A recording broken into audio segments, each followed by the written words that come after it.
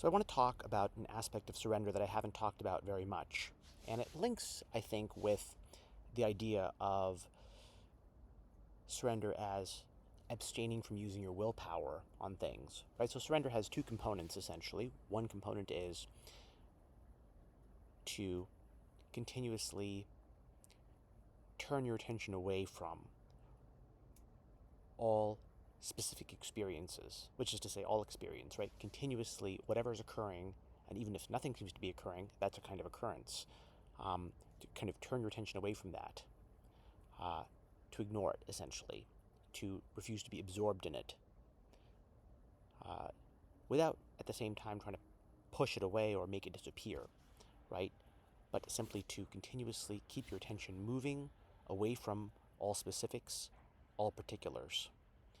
The withdrawal of attention from not only the external world of senses, but also the internal world of memories, thoughts, desires, fears, emotions, imaginations, regrets, hopes, all of those things, right? So all of those internal occurrences are also things from which we want to move our attention away.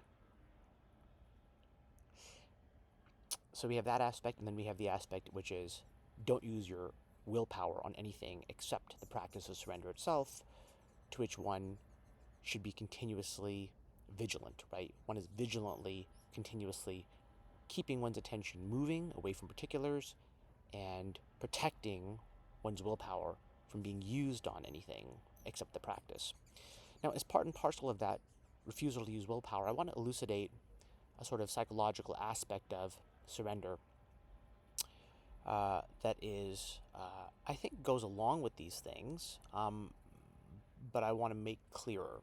And that is the aspect of surrender which is about non-judgment or non-evaluation. So I think very tightly coupled to the idea of using one's voluntary willpower is the idea of judgment. Judging something to be desirable or not desirable. Judging something to be something that one should do or one shouldn't do. So these kinds of evaluations of things as in the positive category or negative category. This evaluative function of the mind, I would again liken to a kind of muscle that you can use voluntarily. Now, it can also be used involuntarily. It can happen spontaneously and accidentally, just like effort generally can.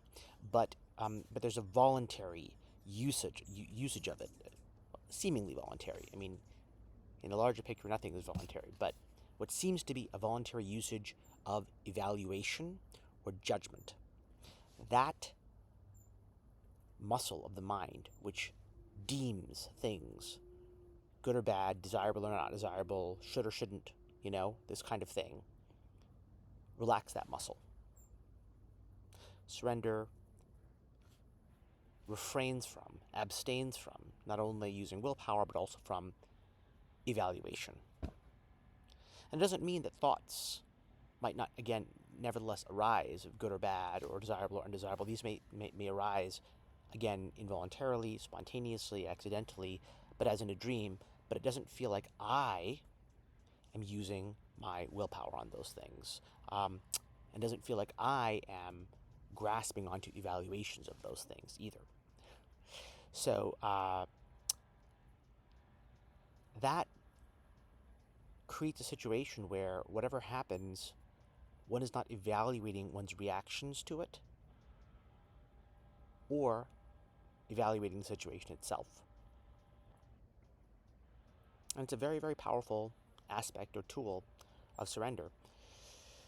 I want to bring up in this context something that the Bhagavad Gita says, which is that to the wise person, there's no distinction between gold and animal dung. In what sense could that possibly be? It's in the sense that I just talked about. It's in the refusal to voluntarily use the evaluative function. Now, when one refuses to use this voluntary function, it doesn't mean that the body-mind complex is suddenly going to literally treat gold and dung as identical, because beneath this voluntary evaluation, there's a whole cognitive set of mental tendencies that are still going to be in effect. And they will control and they will seemingly distinguish between things sufficiently. But the point is that what feels like I will not be doing those evaluations. In that sense, gold and dung are the same, because one is not evaluating one or the other as better.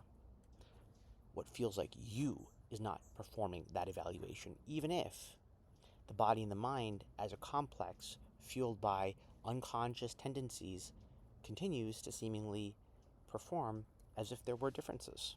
And it will.